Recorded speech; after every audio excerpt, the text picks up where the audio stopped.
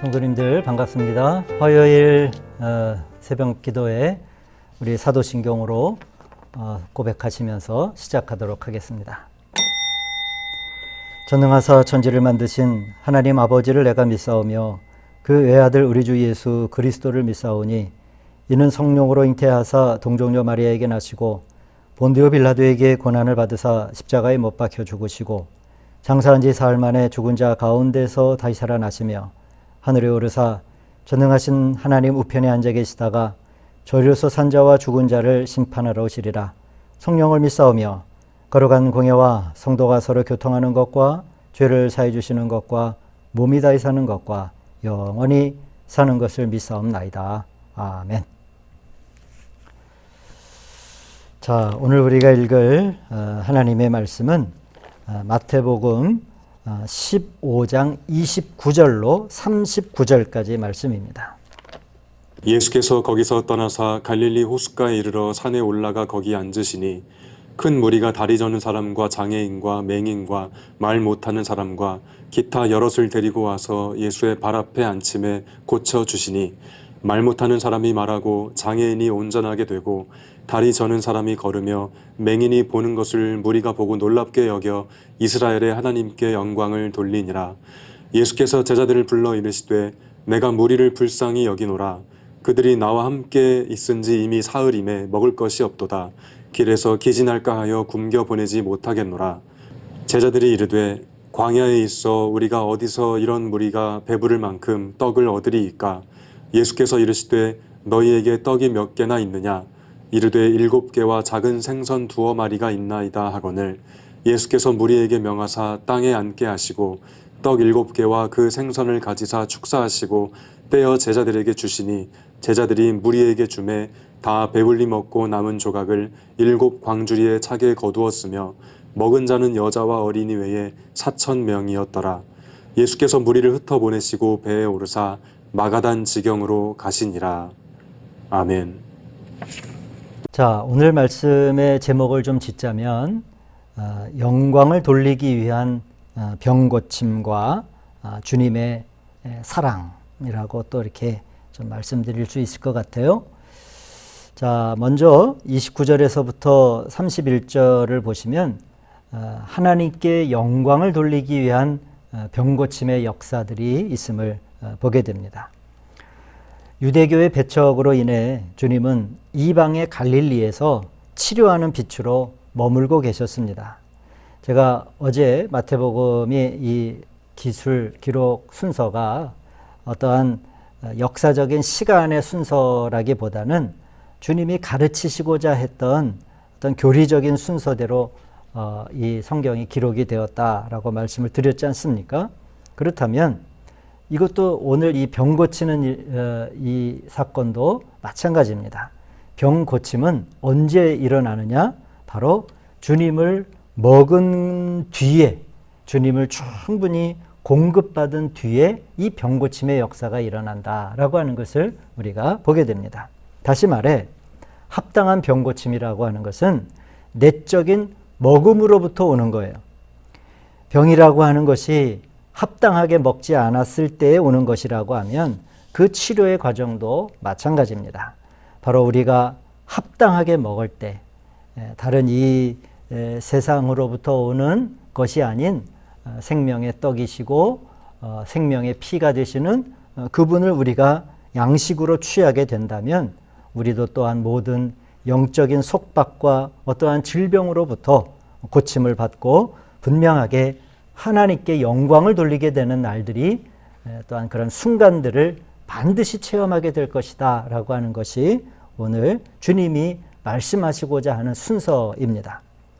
자, 그 다음에 이 병 고치는 합당한 병 고침의 역사 뒤에 또 하나의 먹이심에 관한 말씀을 우리가 보게 됩니다.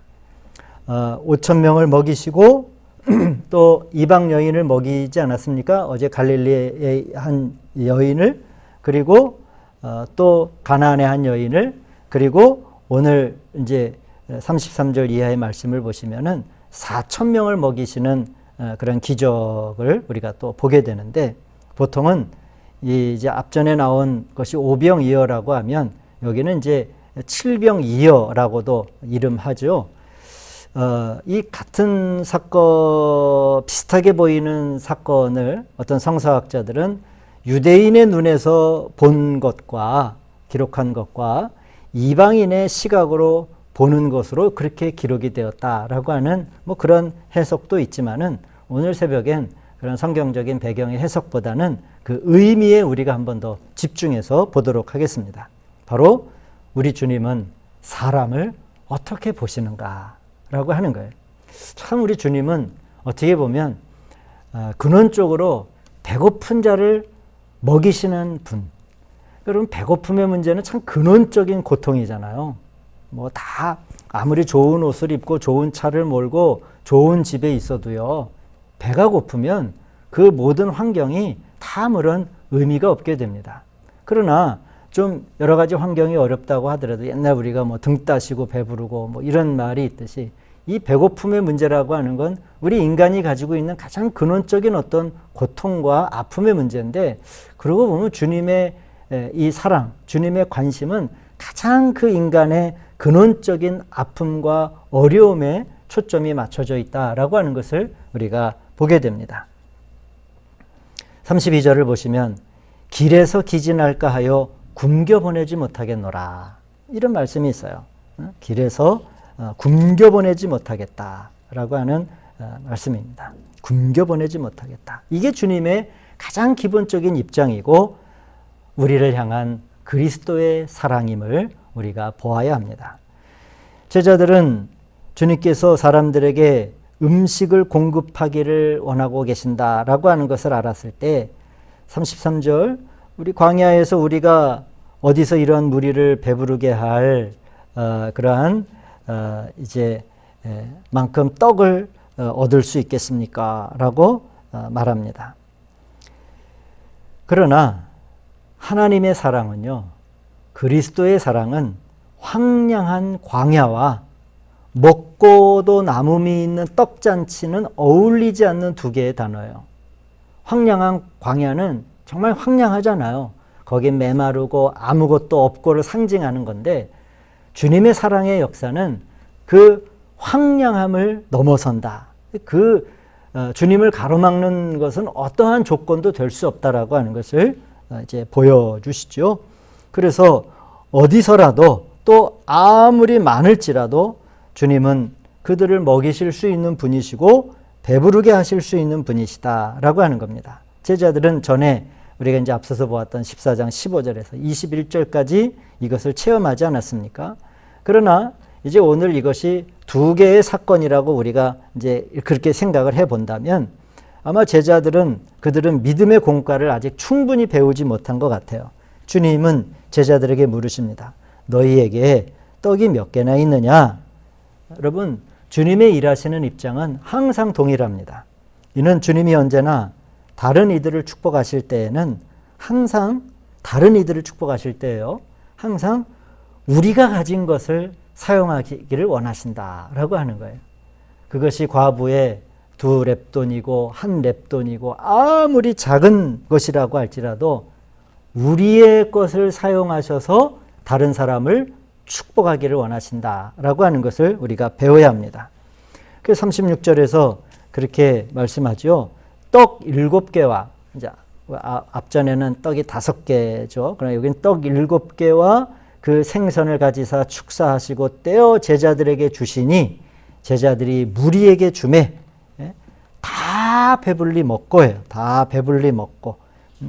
사랑하는 성도 여러분, 이게 하나님의 축복의 역사의 방향이고 방식입니다. 여러분, 우리가 주님께 드리는 것이 아무리 작다 할지라도 그것이 주님의 손에 올려질 때에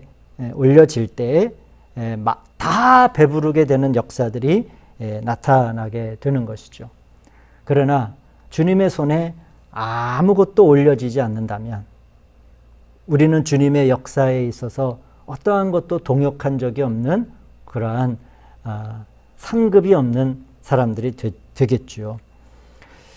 사랑하는 여러분, 4,000명을 먹이신 이 오늘의 기록의 역사는 우리가 단지 더러운 개들로서 또한 이방인과 같이 개인적으로 먹는 것이 아니라 이제 우리를 다 단체적으로 부르셨다라고 하는 것을 의미하는 말씀이라고도 우리가 묵상해 볼 수 있습니다. 즉 단체적인, 즉 교회 안에서 주님을 만나고 우리가 주님을 취해야 한다라고 하는 것을 우리가 묵상하게 되겠죠. 홀로 먹지 않고, 때로는 다 우리가 교회에 모인 사람들이 여러 가지가 부족하고 또 여러 가지가 다 합당하지 않고 뭐 좀 성경의 말씀대로 더러울 수도 있고, 그러나 주님에게는 그게 문제가 되지 않는다라고 하는 거예요.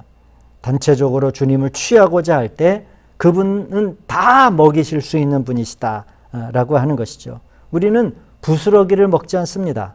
온전한 떡과 남은 것들을 먹는 사람들이에요. 이것이 바로 교회 생활 안에서 사는 우리를 향하신 주님의 축복입니다. 사랑하는 성도 여러분, 우리는 더 이상 상 아래에 있는 사람들이 아닙니다. 우리는 주님의 상에 앉은 사람들이에요. 우리가 빈들에 있을지라도, 우리가 황량한 광야에 있을지라도 우리는 상이 있습니다. 이것이 단체적인 먹음이요, 또 완전한 먹음의 그림이죠. 온전한 떡이 구원받은 자들의 상 위에 있음을 믿으시기를 바랍니다. 우리가 그러기에 우리 그리스도인들로 우리를 부르신 주님이 우리를 향하신 준비된 축복이, 또한 준비된 사랑이 얼마나 넓고 많은지 모르겠어요. 그것을 구하시는 성도님들이 되시길 바랍니다. 이 새벽에 기도하실 때 내가 주님의 상 앞에 앉았사오니 우리는 부스러기가 아니라 완전한 그러한 온전한 떡이 우리 앞에 있음을 믿습니다. 또 그렇게 구하고 기도하시는 저와 여러분들이 되시기를 주님의 이름으로 축원드립니다. 기도하시겠습니다. 사랑과 능력이 많으신 아버지 하나님, 참으로 감사를 드립니다. 이 새벽에 저희들을 부르셔서 잠을 깨우시고 하나님의 말씀을 마주함으로 이 한날을 시작하게 하셨사오니 우리들의 삶의 자리가 기쁨과 감사가 넘쳐나게 하시고, 또한 우리들이 드린 것을 통해서, 우리들이 드린 이 기도를 통해서 또 많은 다른 사람들이 주의 축복을 누릴 수 있는 은총을 허락하여 주시옵소서. 오늘도 우리들의 가정생활이 복되게 하시며 특별히 믿음의 자녀들을 돌보아 주시고, 학업하는 자녀들, 또한 직장에 다니는 자녀들, 또한 삶의 자리를 일구어가는 복된 자녀들을 하나님 힘주시고 성령의 능력으로 덧입혀 주시옵소서.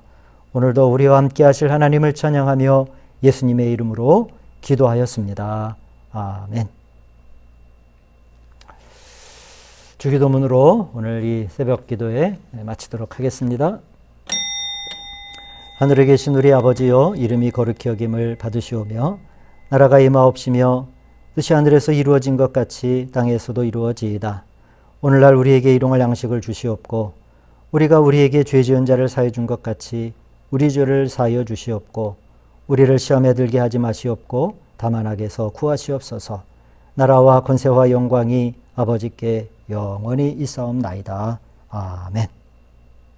나 주 앞에 엎드려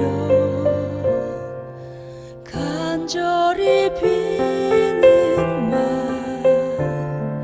나 주께 나갑니다. 날 받아주소서. 나 주 앞에 엎드려 간절히 비는 말, 나 주께 나갑니다. 날 받아주소서.